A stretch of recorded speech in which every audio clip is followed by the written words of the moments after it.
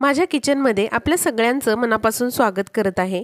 तर आजच्या या भागामध्ये मी तुम्हाला उपवासाची जाळीदार लुसलुशीत कापसापेक्षाही मऊ अशी जाळीदार इडली कशी बनवायची ते सांगणार आहे।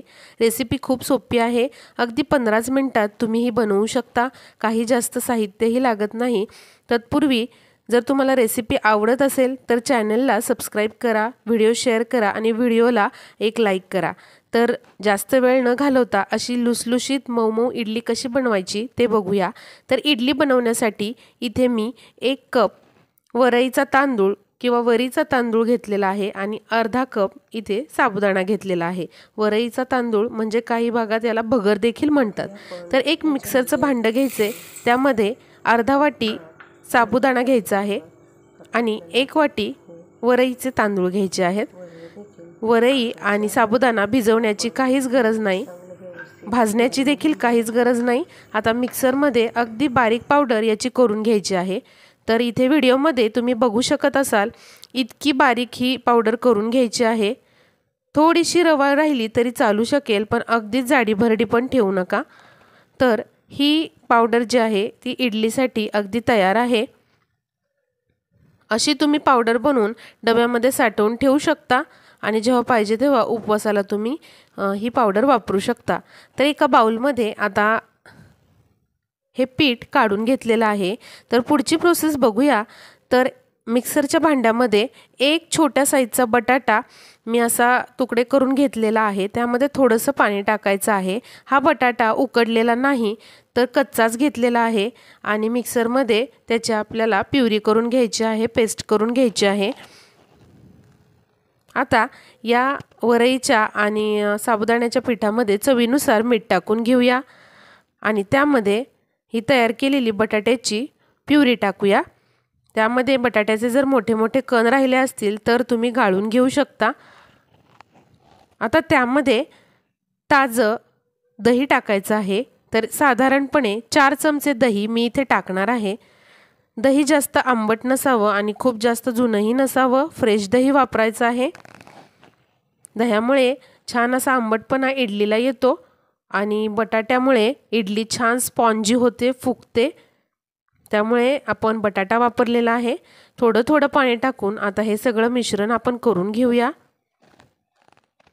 आता हे व्यवस्थित झालेलं आहे मिश्रण, झाकून आपण फक्त 10-15 मिनिटांसाठी ठेवूया।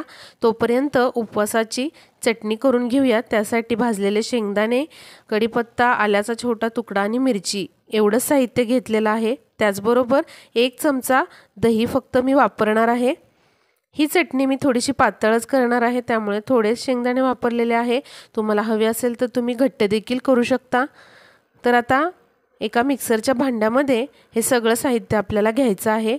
कोथिंबीर खात असाल उपवासाला तर कोथिंबीर देखील घेऊ शकता। तर बघा असं जाडं भरडं वाटून झाल्यानंतर इथे 1 चमचा दही टाकायचं आहे, थोडंसं पाणी टाकायचं आहे आणि आता पुन्हा आपण मिक्सरला हे फिरवून घेऊया आणि याची चटणी तयार करून घेऊया।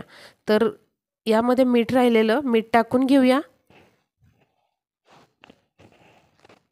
अगदी साधी सोपी चटणी इथे मी दाखवलेली आहे। फक्त 5च मिनिटात ही चटणी बनवून तयार होते आणि खायला तर अप्रतिम लागते। तर चटणी तयार झालेली आहे। आता हे बघा पीठ जे आहे आपलं 10 मिनिटं आपण मुरण्यासाठी ठेवून दिलेलं, 10 मिनिटांनंतर बघूया। बघा छान असं फुललेलं आहे हे पीठ। आता यामध्ये अगदी आपल्याला चिमूटभर एवढा खायचा सोडा टाकायचा आहे। अगदी चिमूटभरच टाकायचा आहे, कारण बटाटा पण आपण यामध्ये टाकलेला आहे, त्यामुळे इडली छान फुलते। त्यामुळे अगदी किंचितच खायचा सोडा इथे टाकायचा आहे। इनो वापरला तरी चालू शकेल आणि हे चांगलं मिक्स करून घेऊया। तुम्हाला हवं असेल तर थोडंसं लिंबू पण यामध्ये तुम्ही पिळू शकता। आता इडल्यांची जशी पिठाची कन्सिस्टन्सी असते तसं हे पीठ तुम्हाला तयार करून घ्यायचं आहे।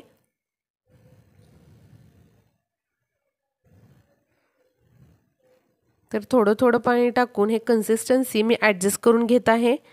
तुम्हाला रेसिपी जर आवडली असेल तर प्लीज कमेंट करा, लाईक करा आणि शेअर करा। चॅनलला सबस्क्राईब पण करा। आता इथे इडलीचा जो साचा आहे त्याला तूप किंवा तेल लावून घ्या आणि इडलीचं पीठ त्यामध्ये आपण टाकून घेऊया।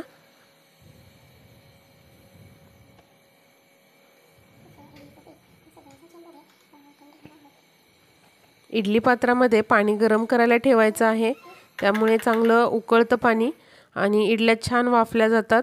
आता या इडली पात्रामध्ये हे साचे ठेवून देऊया आणि 10 ते 12 मिनिटांसाठी मध्यम गॅसवरती या इडल्या करून घेऊया। बघा 12 मिनिटं होऊन गेलेली आहेत, इडल्या चांगल्या शिजलेल्या आहेत। तर या मी अशा काढून घेतलेल्या आहेत, तुम्ही व्हिडिओमध्ये बघू शकताय। खूपच जाळीदार आणि सुरेख मस्त मऊ लुसलुशीत कापसापेक्षाही खूप मऊ अशी इडली तयार झालेली आहे। तुम्ही बघितलं व्हिडिओमध्ये फक्त 10 ते 15 मिनिटांमध्ये आपण उपवासाची इडली आणि उपवासाची चटणी बनवलेली आहे। तर उद्या महाशिवरात्रीला तुम्ही नक्की ही इडली बनवून पहा, सगळ्यांना तुमच्या घरच्यांना खूप जास्त आवडेल। बघा किती मऊ लुसलुशीत स्पॉन्जी झालेली आहे, अजिबात वेळ लागलेला नाही आणि साहित्यही आपण खूपच कमी वापरलेलं आहे। तर आजची ही रेसिपी तुम्हाला कशी वाटली मला नक्की कळवा। या इडल्या नक्की घरी करून पहा। भेटूया पुढच्या व्हिडिओमध्ये।